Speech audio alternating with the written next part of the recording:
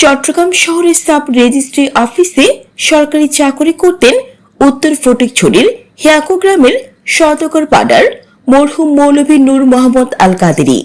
তার বাবা মাওলানা নবিদুর রহমানও ছিলেন ভারতের দেওবন্দের প্রখ্যাত আলেম। 1971 সালে পাক বাহিনী মাওলানা নবিদুর রহমানের বাড়িঘর জ্বালিয়ে দিলে আল কাদেরী সাহেব চট্টগ্রাম শহরে চলে যান এবং দেশ স্বাধীনের পর সাব রেজিস্ট্রি অফিসে চাকরিতে যোগদান করেন। তৎকালীন সময়ে ফটিকছড়ির উত্তরাঞ্চল ছিল অবহেলিত, শিক্ষায় ছিল খুবই অনগ্রসর।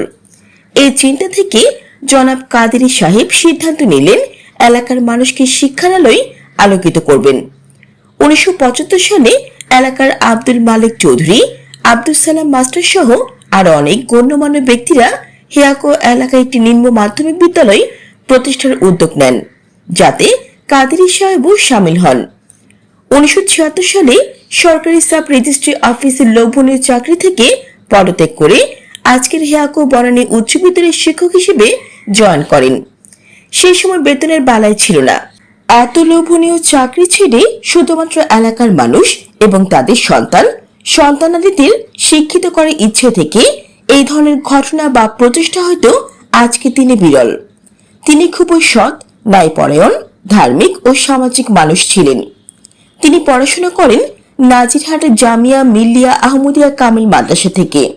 তার 3 ছেলে 1 মেয়ে, সবাই চট্টগ্রাম বিশ্ববিদ্যালয় থেকে অনার্স মাস্টার্স করেছেন। বড় ছেলে হেলাল মোহাম্মদ নুরি, লোক প্রশাসন বিভাগ, মেজো ছেলে বেলাল মোহাম্মদ নুরি, সমাজতত্ত্ব বিভাগ, ছোট ছেলে দালাল মোহাম্মদ নুরি, বিবিএ MBA এবং কন্যা জিন্নাতারা বেগম বাংলা বিভাগের শিক্ষার্থী ছিলেন।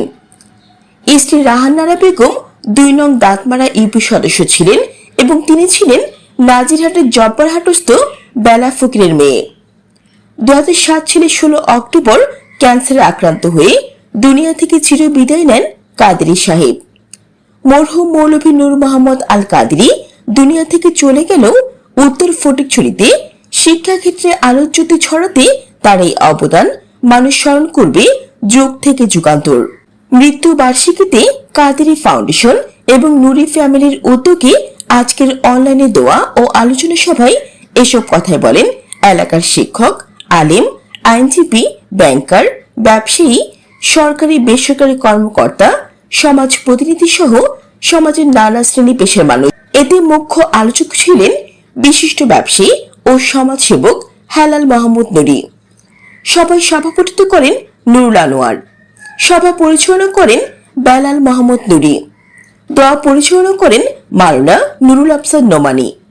আলোচনায় অংশ নেন সহধর্মিনী রাহান্নারা বেগম, নূরজাহান বেগম, নীলুয়ারা বেগম, শামসুন্নাহার বেগম, মাওলানা নুরুল আফসার নোমানী, মাওলানা নোমান নুরি, মোহাম্মদ শাহজাহান নুরি, নাজমুল হাসান, মাহমুদ হোসেন, ফুরকান সিদ্দিকী, কামরুল হাসান মানিক, অ্যাডভোকেট নেওয়াজ শরীফ, নিজামুদ্দিন পারভেজ, শওকত হাসান টুটুল, নাজমুল হাসান খান তারেক, জহির চৌধুরী, হাসিনা বেগম, ফজিলাতুন্নেসা লুনা, জিয়াতারা বেগম, ফাতেমা নুরি, শারমিন আক্তার, নাজনীন সুলতানা, ফেরদৌসারা আইভি, জান্নাতুল বাকি শিপা, সুমি আক্তার, রুবি আক্তার সহ আরো অনেকে।